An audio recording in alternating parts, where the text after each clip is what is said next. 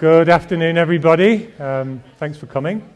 If you're listening on the web, which I hope somebody is out there, this is being live cast, you can email your questions to the Chem 1A F13 Gmail account. The address is on BSpace.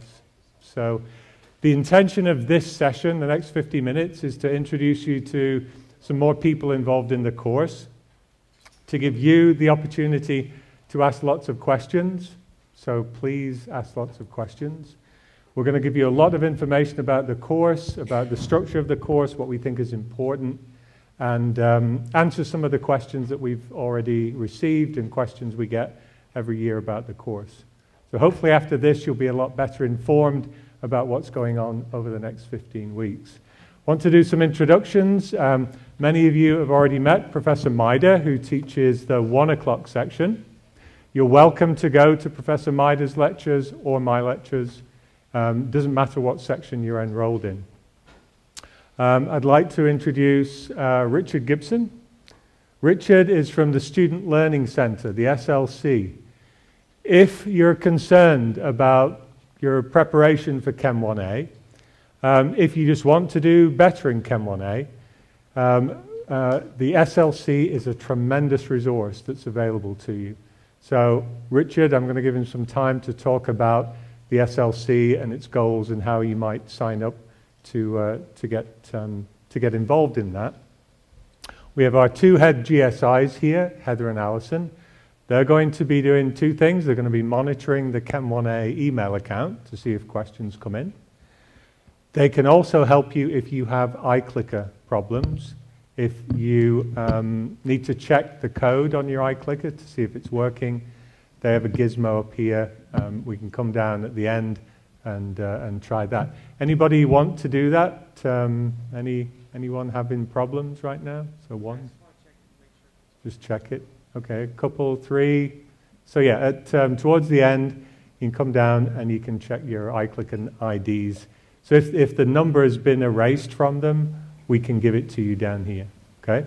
And if you're not in the room and you're watching this on YouTube, we have the box here every day, and at the end of lecture, we can check your iClicker ID. We also have here Dr. Marsden, Pete Marsden, who's the 1AL instructor.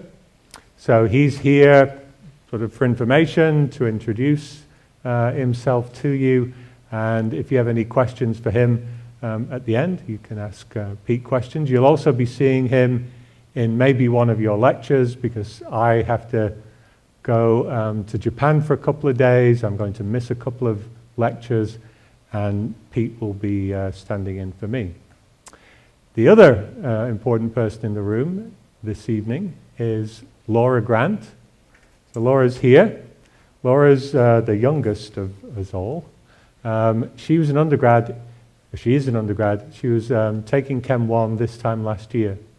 So she's here to give you some presentation about her experience in Chem 1 last year and to answer some of your questions. She's part of a larger group of former Chem 1A undergrads who are what are called teaching scholars, which is a program run by Dr. Marsden.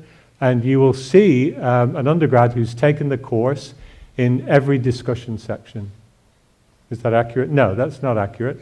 In about half of the discussion sections, there will be a student who's taken this course before, who's been in your shoes very recently, just in the last year. And you can ask them questions, and they're going to help facilitate those discussion groups. Before I move on, any questions so far of a general nature? Okay. Don't be shy. This is your chance to ask lots of questions here. So, that's that information there. Very quickly, we went over this in lecture, but I'll do it again really fast. Required, you need a homework account. You have to have that. Sapling account, if you don't have one already, the first deadline is tomorrow at 8:59 a.m. You should have all got an email about that. That's the first assignment. Not a lot of points, but if you don't have Sapling so far, you need to get it and do that first assignment. It's very easy. It's an introduction to sapling.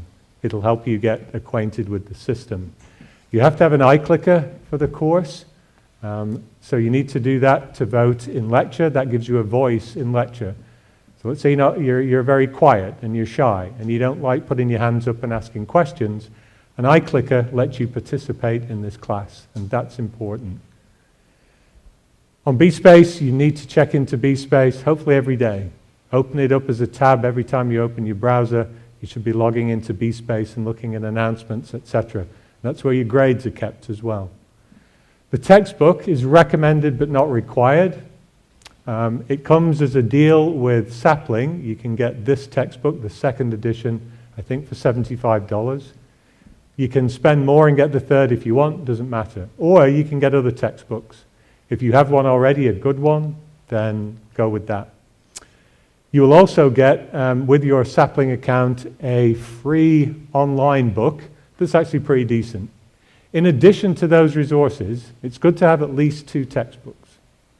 1 is great, but remember it's one voice. 2 is better because you get in a different perspective on the material. That will help you when you do that reading.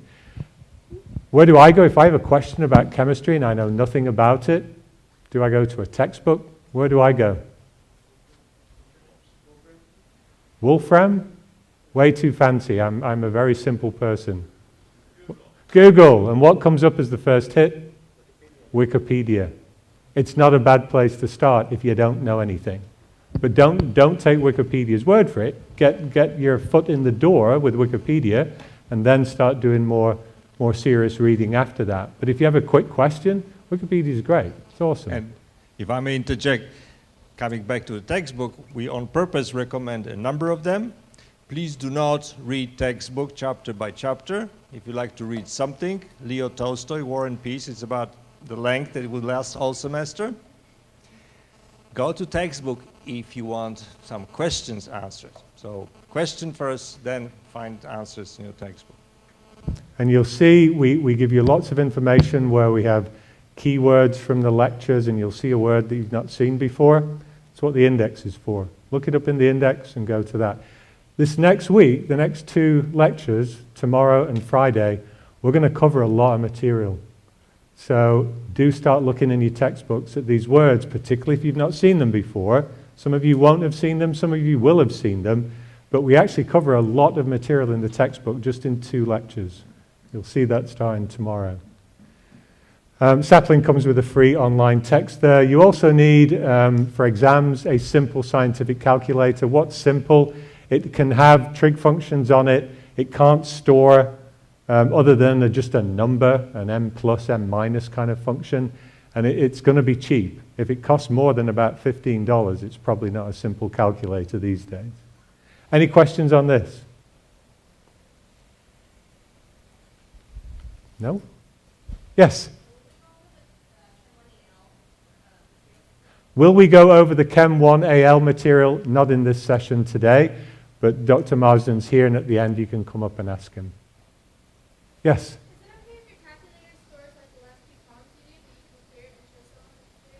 Is it okay if you, and I'm sorry to keep repeating it, but if someone's on the web, is it okay if your calculator stores the last few problems, i.e. numbers that you've calculated?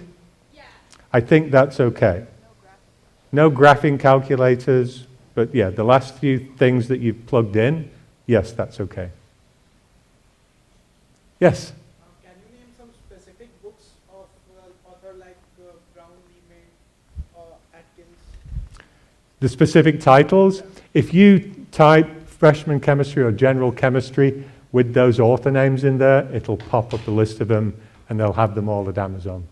Yeah, they're good ones. All of those are good books that you can get. Don't spend a lot of money on textbooks. They're a rip-off, a lot of them. Get in the latest edition. Chemistry doesn't change that fast. The last edition of Tro is a great book, the second edition, and it only came out a few years ago. Don't tell the authors I said that. I don't author a textbook, so I don't care. So you don't have to spend a lot of money for this course. The homework is it $29 or less? $24. You get a free textbook with it. You've got Google. You just need a clicker, and you do have to use clickers, not the iPhone app, because we're not set up for the iPhone app yet. Probably next year, sorry, but not this year. So that's all that's required there. I just want to say a few words about our experience with what it takes to do well in this course. Because as I said last week, we all want you to do well. You can all do well. You make me look better when you do well, not when I flunk half of you. That makes me look bad. I don't want to look bad, and I don't want you to have to go through that. I want you all to pass, and not just pass, but do well in this course, and you all can. Absolutely, you all can. So what do you need to do, though? You need to take actions. You can't just sit there and do nothing, obviously. Before lecture, make sure you've got the lecture slides. You don't have to buy them from Copy Central. They're on B-Space. You print them out for each lecture. Do the pre-class assignment. That gets you in the mood. That gets you in the groove of what we're going to talk about. Starts the activity going. Don't forget to bring your iClicker.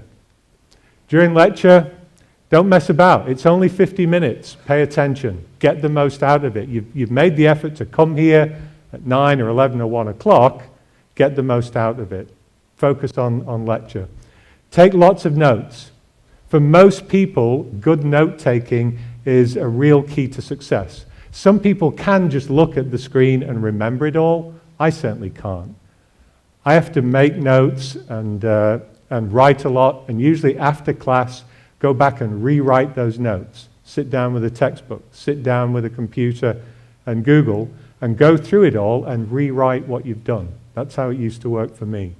Participate by asking questions, by doing iClicker, and when we have discussions around iClicker questions, talk to your neighbors. Mix it up a bit. Don't necessarily sit next to the same people each time. Sit next to your GSI. Ask your GSI questions. After class, we'll go over this, and Lauren will talk about this as well.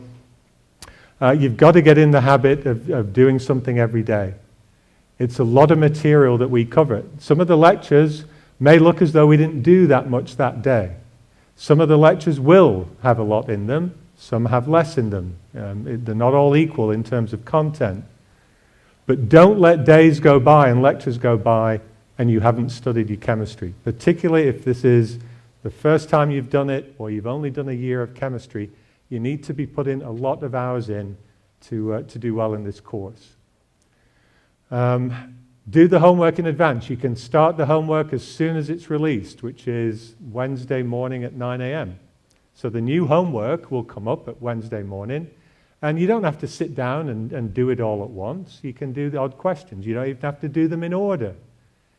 The more you do, by the time Tuesday evening rolls around, you're not faced with having to do 10 or 20 questions of homework.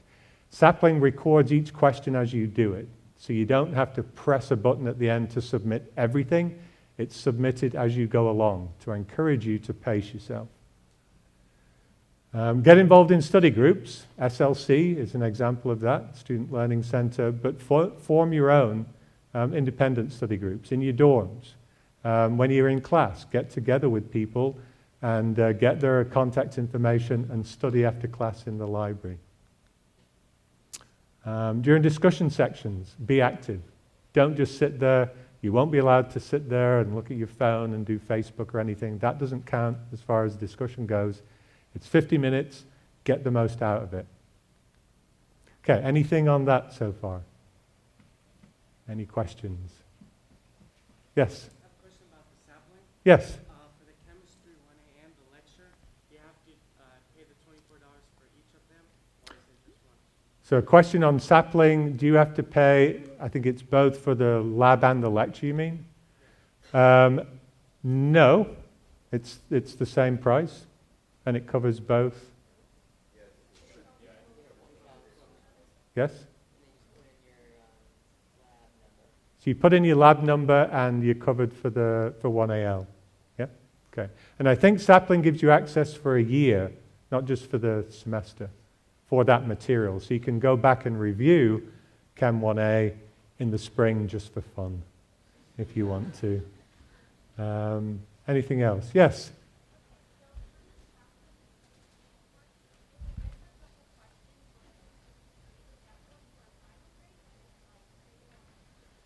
So sapling question, if you miss a couple of questions in sapling,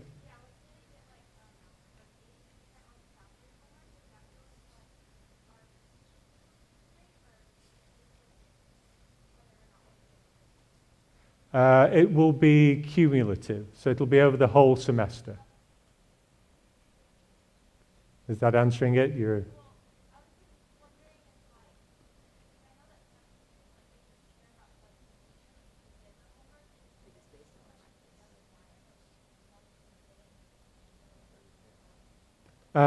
We want you to complete the homework. We also want you to answer as many questions as you can. You won't get extra points if you get 100%. I'm not sure if that would answer the question. So if you want, you can stop at 80%. But Heather has something to say. All right. Hey, I'm Heather. So who was it that was asking? Hey, so I'll address this to everyone, but in particular, so your sapling grade will be based on correctness, but if you get 80% or higher overall, then you will get the full 5% credit. But it is based on not just completion, but also doing it correctly. The thing you'll find as you do sapling, though, is if you input an incorrect answer, you only lose 5% of the credit for that individual question. And so you can try each question as many times as you need to, and if you try it 4 times, you'll still get 80% on the question. Does that answer it? Thanks, Heather.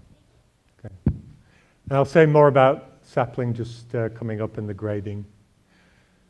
Mentioned this in lecture, so I'll go through it again. Practice, practice, practice. You need to do that. It's important. If you've not done this before, you have to practice more. You have to try more. In addition to that, though, it's not enough to say, well, look, I did 20 hours last week of Chem and I'm still not doing well. You've got to be efficient at what you do and effective. Some of you are going to have to learn how that works. The SLC can help you in that. The discussion sections will help you in that. And office hours will help you in that. Experience will help you in that as we go along through the semester. That's why the points at the beginning are weighted fairly slightly, 15% on the first midterm, and it builds up to get you into the groove here. But you do have to work hard, but you have to do it smart as well. Okay? How much time outside of lecture? That depends on what you've seen before, but here's some general rules here. Some people call chemistry a challenging class. So does that mean 4 hours per hour of lecture? It may do for you. It may be a lot of work. But here's the thing, if you want to do this, everybody, if I asked you, if I said right now we're just going to do the grades because, I don't know, we're tired and we don't want to teach the course anymore, who wants an A, who wants a B, who wants a C, who wants a D? My guess is you would all say from this course you want an A. Why not? So that's what you want. The question's always going to be, how prepared are you to work for that? Because wanting it is one thing. Saying you want it is one thing. Making it happen is another thing. But let me tell you, if you really want this to happen and you really want to get a good grade in this course, it does not matter where you're from, what your background is, you can do it. But you may have to work hard to do that. I could add 2 practical points, if I may. Sure. One is that a very good way, proven way of learning, or at least finding out whether you master the material, is try to teach it to somebody. So that's the purpose behind studying with other people. You divide the material, and then if you think you understood part of it, say, okay, let me explain how it works. And then you find out very quickly that, in fact, often you do not. Otherwise, you would not know. But if you put yourself in that position, I need to understand it to the extent that I then can explain it to others. That's perfect. At the opposite end of the spectrum, we know that many of you will have all the midterms with answers written down. That's the worst way of learning. If you read the question and then you see the answer and look at it and you say, oh yeah, I could do it. Oh yeah, I could do it. In fact, you couldn't. That's, you're fooling yourself. So in fact, you know, even if you have answer with with the correct answer marked, a question with correct answer marked, say multiple choice, D is correct.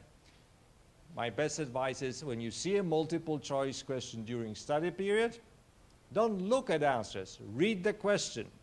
Read the question twice. And then try to answer that question for yourself as if it were a short answer question. Write it out in 3 sentences. And only then look at which of the answers matches your own answer. That's the best way to learn. Good advice. You'll find that teaching is a great way to find out if you understand something from some of the people who teach you. Why do you think we seem to know everything? Because we've taught it. And do we know everything? No. Occasionally we'll get ourselves turned around on something and you'll say, but wait a minute, you just said this. And then we go, oh, okay. Let me get back to you on that. Why did you say this? Why is it true? Question. So question from the email. Are pre-class assignments required or is it for our benefit? Question from the outside. Are pre-class assignments required? They are not required. You don't have to do it. So a lot of people will ask a related question. Do I have to learn this? Do I have to know this? The answer is no. You don't have to do anything. It's up to you. You're paying the money. You're coming to Berkeley. We're providing all these resources for you. Do you have to do it? No. This isn't a prison camp. So we provide things for you, and if you want to do them, if you find them useful, that's great. If you don't have to do them. We think they're useful. They're very short, the pre-class assignments. They're not graded. There's no penalty for failing. You can't fail them. So they're worth looking at to get you thinking about the material. Okay? Grading policies, we mentioned this the other day also, so I won't spend too much time on it, except to re-emphasize that this looks like a small number, and you may be tempted to think, it's not worth it for me to do that. Homework's a lot of work. It's a lot of hours.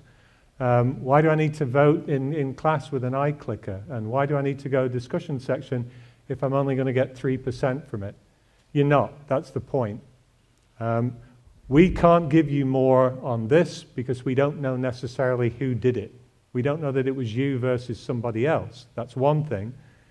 The other thing is, this will pay you back huge dividends. If you can do all of this and get all that 10%, I guarantee you'll get more here.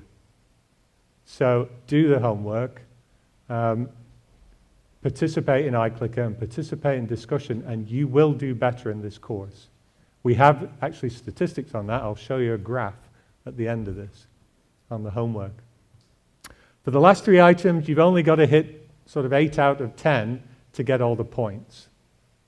Okay, so you don't have to be perfect to get 5% on the homework. So long as you turn in enough assignments to get you 80% of those points, you'll get a 5 on the homework. Same's true for iClicker and discussion. You don't have to be perfect. That's in case you miss a day, you didn't vote in an iClicker thing, you don't have to make it up. If you miss a homework, it's not the end of the world. It's not going to kill you in terms of a grade. But you do have to hit 80% or so. Yes? Have I done it again? I have done it again. I thought I'd fix this. Crap, it's 35 here. Gosh. That's why I became a chemist and not a mathematician, because I can't even do sums. 30. Now the pen's messing up. That's 35, okay. Looks like 85 to me. Okay, so 90% is on the exams. That's a lot. Don't be intimidated. You get a start here with only 15%. So if the first midterm doesn't go exactly the way you hoped it had, if it's weird to you and you think, oh, I'm disappointed in that, you are not getting a C, a D, or an E, a C, a D, or an F at that point. Those don't give you the grade. The grade is overall, over the whole course. It's a wake-up to say, okay, I'm doing something wrong, or I need some help here. That's when you come to us and we can help you. Question? Yeah, I remember you saying something like there isn't going to be a curve, but like an absolute scale. Yes. What's that scale? That's in the course policies document on B-Space. 85 and above is an A. 70 to 85 is a B. 70, I can't remember, but it's in the course policies document. It is an absolute scale, which means that you doing well, somebody else doing well does not impact you. It doesn't drag your grade down. It's not some Darwinian struggle over the next 15 weeks for survival. You can all survive and do better than that. You can all do well. So help each other. If you help somebody else in this course, I guarantee you'll do better. Because you helping somebody, if you know the material and you say, actually, no, it's not that, it's this because of this, this, and this, you've just helped yourself. And you've helped somebody else, which is cool. Yes? Are there any minuses or pluses attached to the grades? There will be at the end, but we don't worry about that for now. But yeah, they'll be broken down based on statistics. We hope for all A pluses. Yeah. But I'll show you we don't always get A pluses. Question? How many minutes are given to each midterm? I think you have 90 minutes to do each midterm, 3 hours to do the final. We have the room for 2 hours, but you have 90 minutes to do the exam. Yes? Where exactly are the midterms? They are in rooms all over campus because we don't have a room big enough to hold 1,300 people. Some of you will be in here, but will be dotted around. That information will be posted on B-Space. Your GSI will know well in advance, and you'll be arranged by discussion section. So you'll be with your discussion group in a room, and your GSI will be there, and your GSI will check all your faces and all your IDs to make sure that you are who you say you are, the same person who's turning up in discussion section. Yes? Do we know when the midterms will be? Posted on B-Space, the very first thing that's there.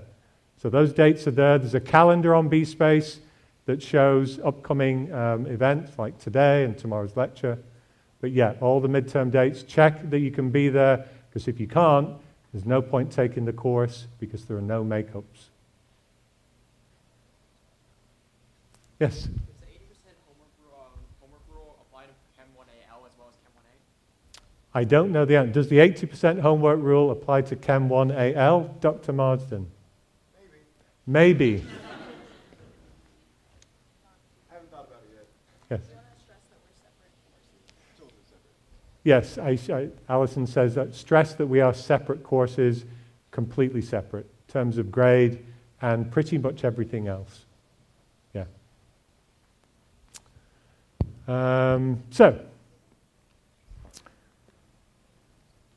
Quizzes given in lecture. You get points both for getting the right answer and just for being there. So if you don't know the answer, at least press a button. It'll record something from you, and you'll get points for that. Discussion quizzes, I keep forgetting to delete that. There are no discussion quizzes. The points for discussion will be given by the GSI based on your semester's worth of performance in discussion section. So if you're showing up, if you're participating, if you're not disrupting class, reading your stuff on your cell phone, taking calls in discussion section, you'll do fine. You'll get 3 points for discussion. If you never show up, you'll get 0 points for discussion. The homework is due 8:59 Wednesday mornings every week. So do check Sapling. It's not updated on B-Space. You have to go to the Sapling website and check what the assignments are there. It will show you your scores and how you're doing there. We talked about cheating. I don't want to talk about it anymore. I hope we don't have to deal with it. Typical grade distribution. This is what it actually looks like, and this is many years of experience here. So yes, everybody can get an A. Not everybody does. Everybody might want an A, but do you have the will to make that happen? That's up to you. Some of you need a B, and you're fine with a B. Some of you just want to pass. You want to get a C and be done with chemistry. That's okay.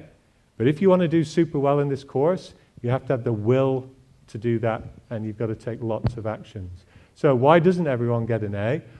One thing is a lot of people don't do the homework. Here's some data from Sapling. I've been very sort of biased in drawing that line in. I drew the line in. But so I know some of the people getting Fs here, a lot of them are doing most of the homework. But there is a trend there, and that's the point.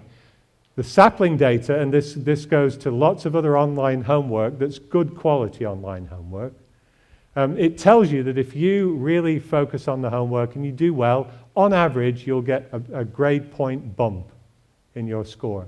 You'll go from a B to an A C to a B, a D to a C. So work the homework and it instantly gets you a better grade, is the message there. Last thing, people learn different ways, and at different times of their life they learn different things.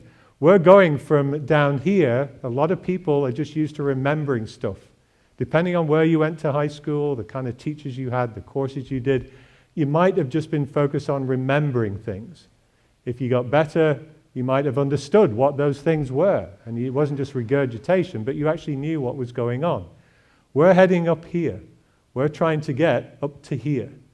Where you're being creative and you're putting two things together and creating something in your mind that you weren't told by us. You're synthesizing new things for you that we just didn't directly give you.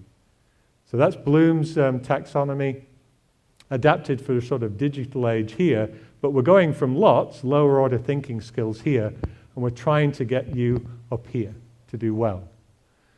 The other thing, and then I'll close and let some other people speak here, is we're talking about two different mindsets. So this is work from a small agricultural college on the other side of the bay. But this is important. This is distinguishing between what's called a fixed mindset and a growth mindset, and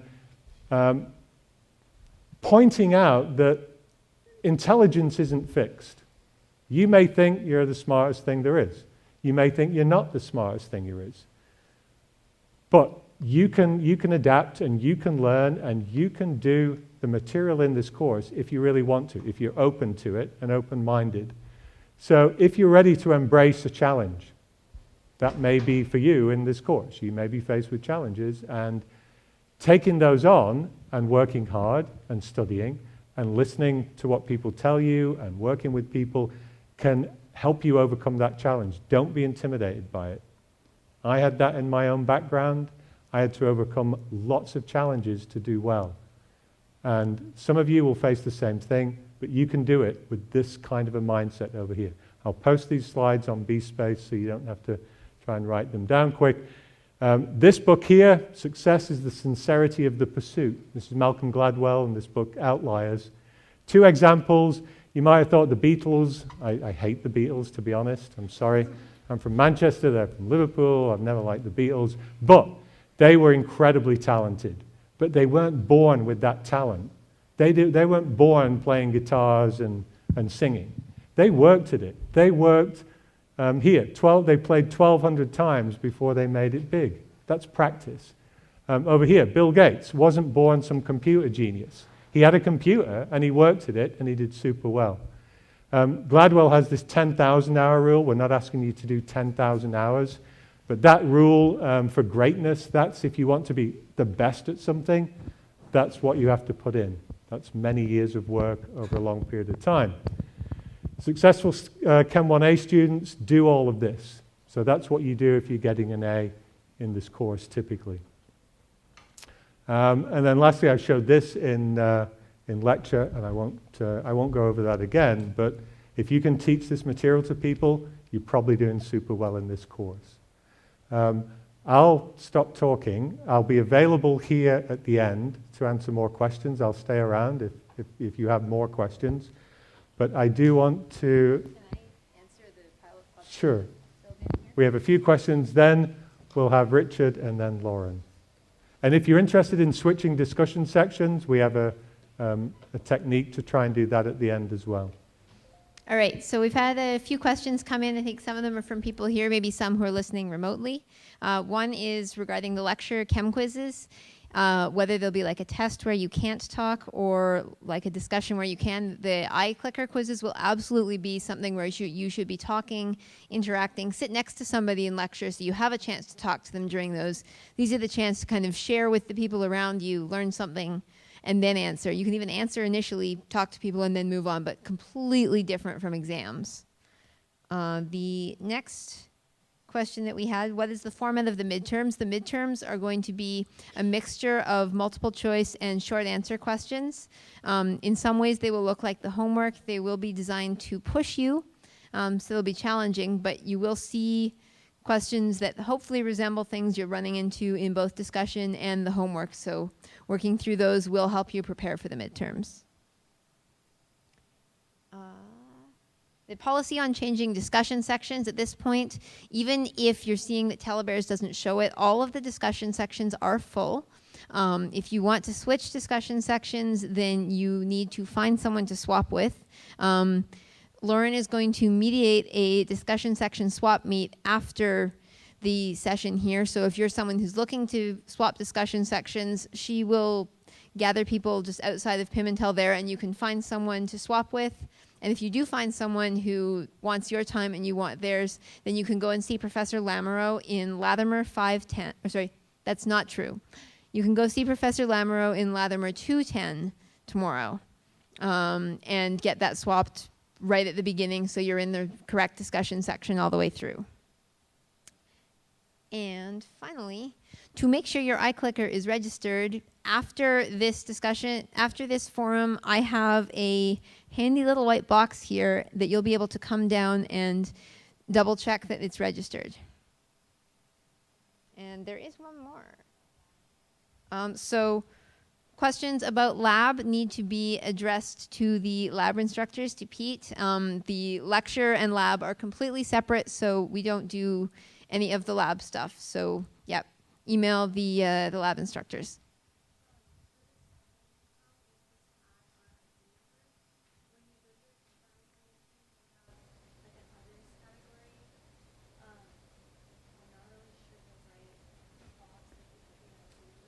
Okay, so for your sapling account, you need to add your ID number. That's actually a good thing to bring up. That is really important. If you don't add your ID number, you will not get any credit for sapling.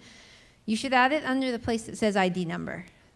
I know that sounds like, I know that sounds flippant, and that's not how I mean it to be, but under the list of various things you can add, there's group and various things. The one that says ID number is the correct place to put your sapling number.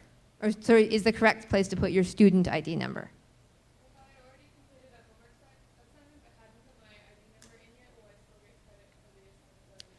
You will, as long as you get it added, I think within about the first month here. Can you repeat the question? Sorry, if the question was if I have already completed the homework assignment and didn't put my ID number in yet, will I still get credit? And the answer is yes. If you add your ID now, you will still get credit for assignments you've completed. So for sapling, I registered for one discussion section on the sapling website, and then I switched discussions. So the one that it's setting scores to is like another discussion section. Right. So if you registered for one sapling discussion section and then you changed, send an email to the Chem1 GSI email account that says what discussion section you were in and what discussion section you are now in, and we'll move you.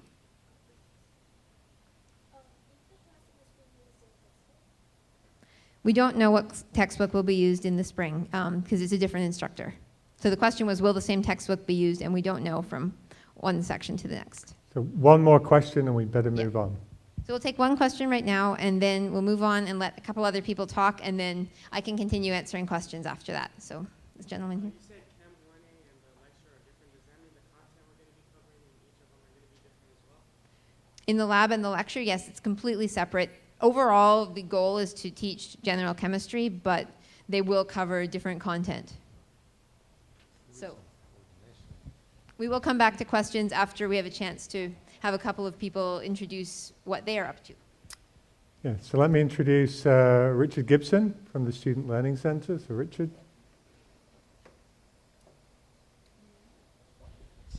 Hello. You want to come up front here? And Oh, up here.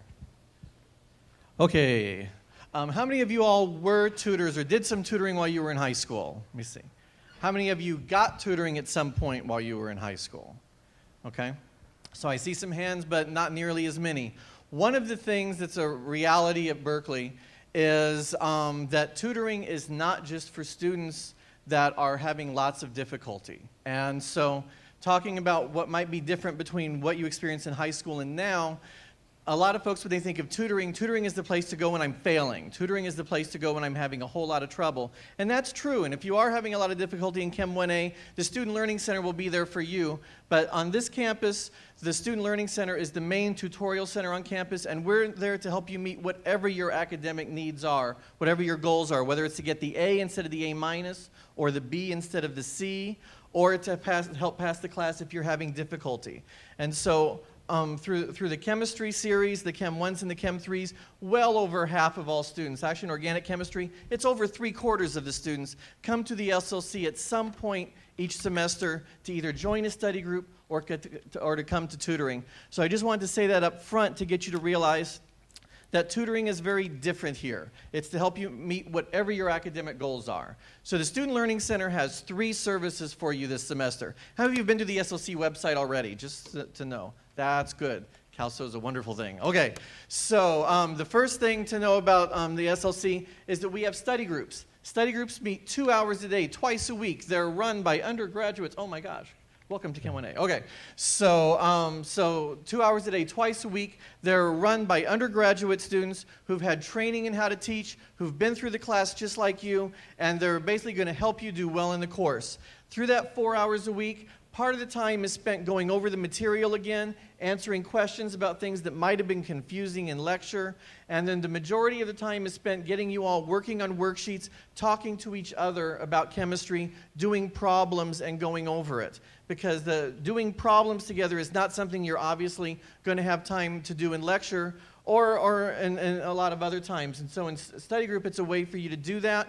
And one of the things that they've been emphasizing today is that talking to each other, whether it's during the chem quizzes, whether it's during the labs, talking to each other about chemistry is very important. You can't just go to class, sit and watch the show, go home and study in the dorm and think that you're going to do well. You need to talk to people about chemistry. You need to be able to converse in it so that you're really learning it. And the SLC is one way to do that. And so the worksheet problem in study group is a way to do that. Study groups are actually very popular. And so the signups for those started last week. Signups are going through this Saturday night at midnight. I already have over 600 students who've signed up for study groups between GChem and OChem, and by Saturday I'm expecting that to double. So if you are interested in the study group, you need to go to the SLC website and sign up. And all you do is go to SLC's website, which is slc.berkeley.edu. Go to the science section, click Chem 1A, and you can basically vote for times. Say all the times that you're free. And we'll have 7 study groups for Chem 1A this semester. We'll put the times where they fit the most people's schedules and announce those, and they will begin next week. So that's the first thing we do. Second thing is we have drop-in tutoring, 31 hours a week, Monday through Thursday, 9 to 4, Friday, 9 to noon. I have 110 science tutors sitting in the Chavez Center waiting for you to come and ask questions about chemistry or later physics, biology, Nutri-Sci, your MCB classes. They're there waiting for you to come ask. If you come, they'll help you. If you don't, then they'll sit there and be bored. I would much rather that you come by and ask them questions. So they're there every day in the afternoons. And then the last thing I'll just mention, you can look on the website, is before each exam, we run an exam review. So basically we do mock exams the weekend before any exam. We'll write an exam that covers the same material that's going to be covered in class. We don't know what's actually on the test. We're not trying to guess the format of the test, but we're trying to help you see and assess whether you're understanding what you need to be understanding for the test. So mock exams are 3 hours long. You come for the first hour, you take a test. For the second 2 hours, we go over it, and we talk about both the material and strategies. If you were taking this test and you saw this problem, how would you approach it? Okay? Nothing that I just talked about is a replacement for coming to this lecture, for going to see your GSIs, for going to office hours, any of that stuff. This is something you can do on top of everything else to do well in the class. And I hope some of you all will take advantage of it. Any questions about anything that I just said? Yep. Drop-in hours. And all this is on the SLC's website, which is why I'm rolling through pretty quick. And I'll send an email. Hopefully it can be forwarded via Sure. vSpace. But it's Monday through Thursday, 9 to 4. And Friday, it's 9 to 12. Okay? Yep.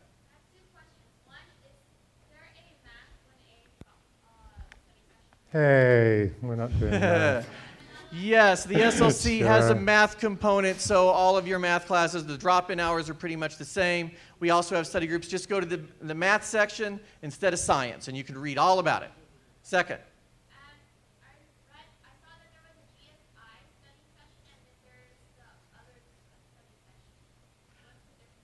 A GSI on the SLC's website.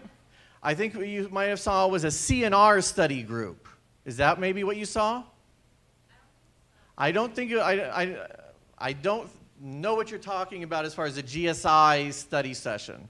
We don't have that. But what we do have, I'll go ahead and segue or use it anyway, even though it's not what you mean. One of the 7 study groups that we have is actually a study group specifically for students in the College of Natural Resources that they funded because they want the students that are in CNR to see how what you're learning in Chem 1A will relate to NutriSci and forestry and MOTOX and MEB and ESPM and those sorts of things. So that study group leader will be doing the exact same thing as all the other study groups I talked about, but we'll be pulling examples from the CNR majors during the semester so you can see the connections to what you're going to be doing in the future. We have to wrap up the questioning because we only have the feed for another few minutes. And I want to introduce Lauren. If you have questions, email them to the Chem 1A Gmail account, and we'll make sure they get forwarded to Richard. Thank you. So let me introduce Lauren. Lauren Grant was undergrad in the course last year. She's never spoken in front of a large group before, I don't think, so be nice to her. And she's going to tell you from her perspective some things about Chem 1 that I hope will be really useful to you. And I'm hoping this works. It does, so you can just forward the slides with those buttons. Awesome. All right, so hi everybody. Welcome to Chem 1A. This is a great class. I loved it. It's actually what convinced me to change from biology to a chemistry major, and I hope maybe it does the same for a few of you. So some tips from my perspective. I want you to just focus on this class, not on the grade, because if you really care about this class and you want to learn, the grade that you want will hopefully come with it. But if you focus too much on the fact that you want to get an A and that's what you're dead set on, you won't get as much from it. So first, just try to understand and just put a lot of time into it. If you put time into it and you care about it, that's what's more important, and you'll remember chemistry down the road for your other classes instead of just the fact that you're focused on trying to get that A. Again, I'm just going to kind of reiterate that. Practice. It's very important. I'm sure you all are taking a lot of other very difficult classes at the same time, but this class requires a lot of time. And just as Professor Arnold was saying, if you want to do something, like if you want to run and do well, you can't just like watch the Olympics. If you want to, just because you eat a delicious cookie or baked good doesn't mean that you're a baker. So if you want to do well in chemistry, you have to practice it. All right, so some helpful resources that really they were there for me when I was in this class last year. SLC definitely, and just as Mr. Gibson was saying, just because I'm sure you were all at the top of your class back in high school, and asking for help seems irrational or something. It's not. You're a Cal student now, and this is a difficult science course, so don't be afraid to ask for help. Each other. You guys are great resources. You're all going through this at the same time. So look to each other. Form study groups. Study groups are great, not only for this course, but in the future as well. Alpha Chi Sigma, we're the professional chemistry fraternity, and I'm actually in it. We offer free tutoring for every chemistry course, but for you guys, of course, Chem 1A is going to be the most important, and I believe I'll actually be your Chem 1A tutor this semester. I'll be coming around sometime next week to give announcements about the location and times of that. Office hours, very important. And then a model kit as well. A lot of you probably won't start thinking about this until your organic chem classes, but if you especially don't have much background in chemistry, I didn't going into it, then it helps you think three-dimensionally what's going on with the molecules, and it lets you play around with it. Okay, some do's and don'ts. Don't read over your notes. That's not going to help you. I mean, do read over them, but don't just do that. If you just read over what you already sat through, that's not going to get the material to stick through.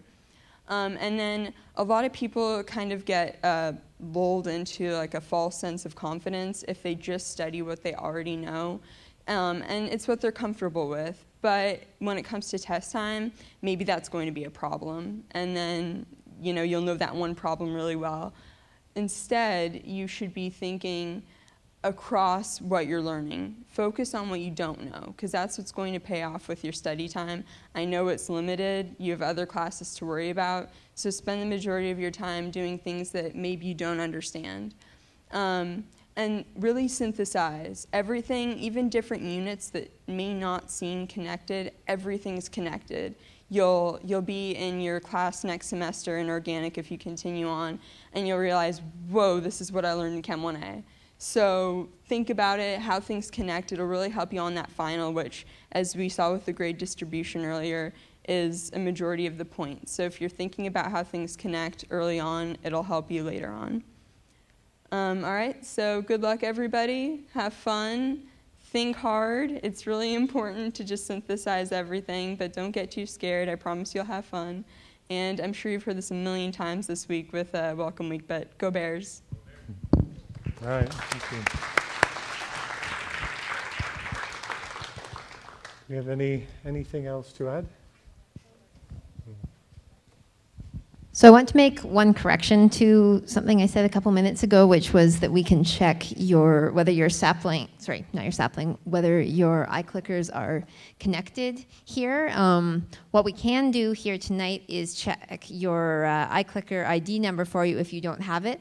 What we will do to make sure that your iClickers are actually working and registering on BSpace is that in tomorrow's class, you'll be doing quizzes.